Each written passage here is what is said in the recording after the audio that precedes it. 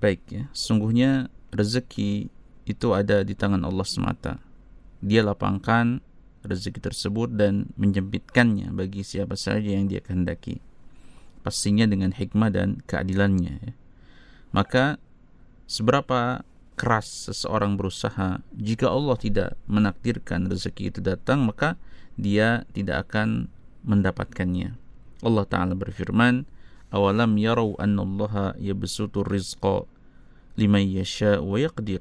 Dan apakah mereka tidak memperhatikan bahwa sesungguhnya Allah melapangkan rezeki bagi siapa saja yang dikehendakinya, dan dia pula yang menyempitkan rezeki tersebut.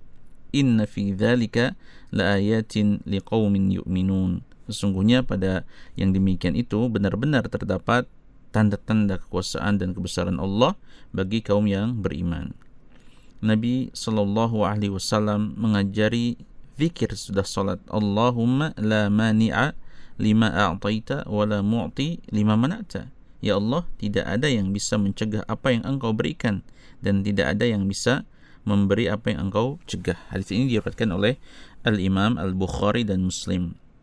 Akan tetapi tetap seorang hamba harus berikhtiar atau berusaha, karena Allah Ta'ala memerintahkan kita untuk senantiasa berusaha dan berikhtiar untuk menjemput rezeki tersebut, dan hasil tidak akan pernah mengkhianati usaha, apalagi jika semua itu dibarengi dengan berbaik sangka ya, husnudzan kepada Allah tabaraka wa ta'ala. Karena Allah Subhanahu wa ta'ala telah berfirman dalam hadis qudsinya ya, ana inda dhanni 'abdi bi wa ana ma'ahu idza dzakarani fa in dzakarani fi nafsihi dzakartuhu fi nafsi wa in dzakarani fi mala'in dzakartuhu fi mala'in khairin minhum. Muttafaqun alaih.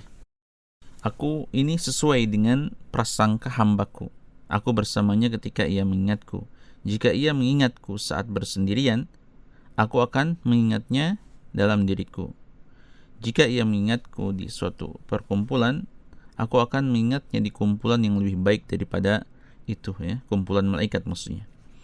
Ketika kita berbaik sangka, berhusnudzan kepada Allah, kemudian diiringi dengan ikhtiar, dengan segenap kemampuan ya, semaksimal senantiasa berzikir, maka insya Allah Allah akan memberikan banyak kemudahan dan kelapangan rezeki bagi kita.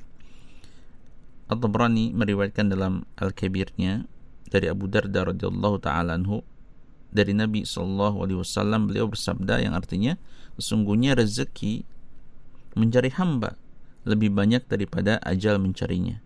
Sesungguhnya jatah rezeki seperti jatah umur, tidak akan habis ya jika belum sampai habis ajal. Sehingga kita tidak akan terlalu bersedih ya, kecewa atau berduka dalam kehidupan dunia ini, walaupun harus tetap berusaha dengan mempercayakan kepada Allah. Rasulullah sallallahu alaihi wasallam bersabda, wahai manusia, bertakwalah kepada Allah dan perbaguslah dalam mencari rezeki. Ketahuilah sesungguhnya seorang jiwa tidak akan mati kecuali telah sempurna rezekinya. Maka bertakwalah kepada Allah dan perbaguslah dalam mencari rezeki. Ambil yang halal dan tinggalkan yang haram. Maka kewajiban seorang hamba dalam mencari rezeki ini ada dua perkara ya. Pertama, mengusahakan sebab yang dibolehkan syariat, yang dimubahkan syariat untuk memperoleh rezeki yang halal. Kedua, ridha dengan ketetapan pembagian dari Allah kepadanya, karena hakikat ketetapan Allah atas hamba mukmin adalah baik seluruhnya. Rasul sallallahu alaihi wasallam bersabda, ajaban li amril mu'min inna amrahu kullahu khairun wa laysa dzaka li ahadin illa li mu'minin in asabathu sarra'u syakara fakana khairan lahu wa in asabathu dharra'u sabara fakana khairan lahu. Sesungguhnya urusan-urusan mukmin ini menakjubkan ya. Sungguhnya seluruh urusannya adalah baik, dan itu tidak dimiliki kecuali oleh orang mukmin. Jika ia mendapat kelapangan ya, kemudahan, ia bersyukur, maka itu baik baginya. Jika mendapatkan kesukaran, ia bersabar, maka itu baik baginya. Hadis riwayat Muslim. Perlu dipahami ya, bahwa hakikat kebahagiaan di dunia ini bukan semata dengan banyaknya harta. Sesungguhnya kebahagiaan itu dengan iman, dengan hati yang qanaah dan ridha dengan ketetapan dan pembagian Allah Ta'ala. Hal ini berdasarkan firman Allah Subhanahu wa Ta'ala, "Man 'amila shalihan min dzakarin aw untha wa huwa mu'minun falanuhyiyannahu hayatan thayyibah wa lanajziyannahum ajrahum bi ahsani ma kanu ya'malun."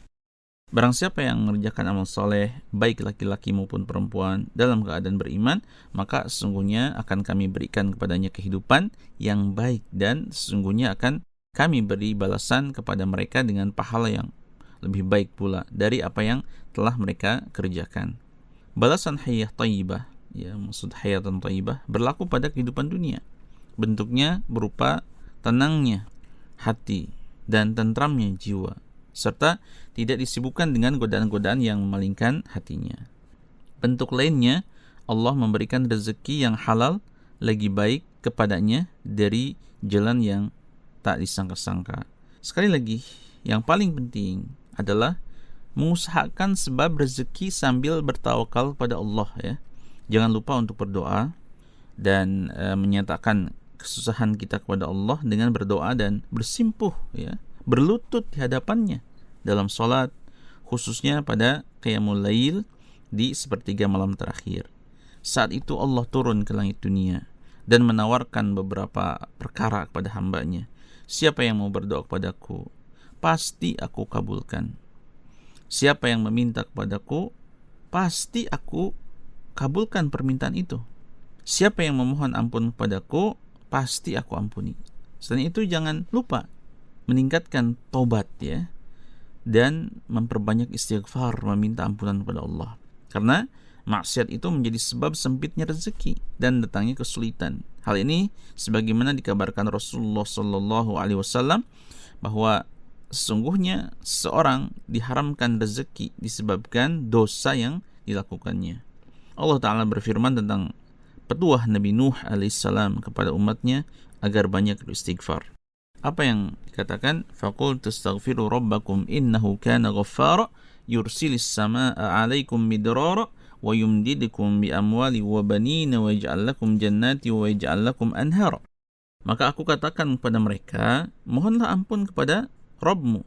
Sesungguhnya Dia adalah Maha Pengampun, niscaya Dia akan mengirimkan hujan kepadamu dengan lebat. Tadi dengan istighfar tadi, ya.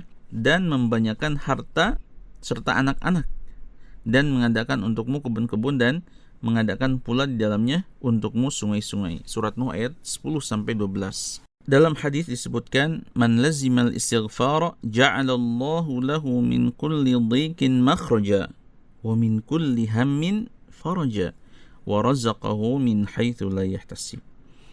Barang siapa yang kontinu beristighfar, maka Allah jadikan baginya jalan keluar dari setiap kesulitannya, kesudahan dari setiap kesedihannya, dan memberinya rezeki dari jalan yang tidak disangka. Selanjutnya, isi kehidupan dengan ketaatan dan kebaikan, amal soleh.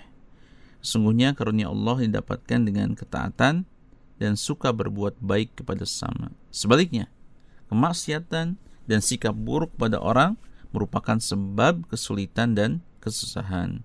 Karena sungguhnya balasan sesuai dengan jenis amal. Al-jaza'u min jinsil amal. Sesungguhnya balasan sesuai dengan jenis amal yang kita persembahkan. Wallahu a'lam.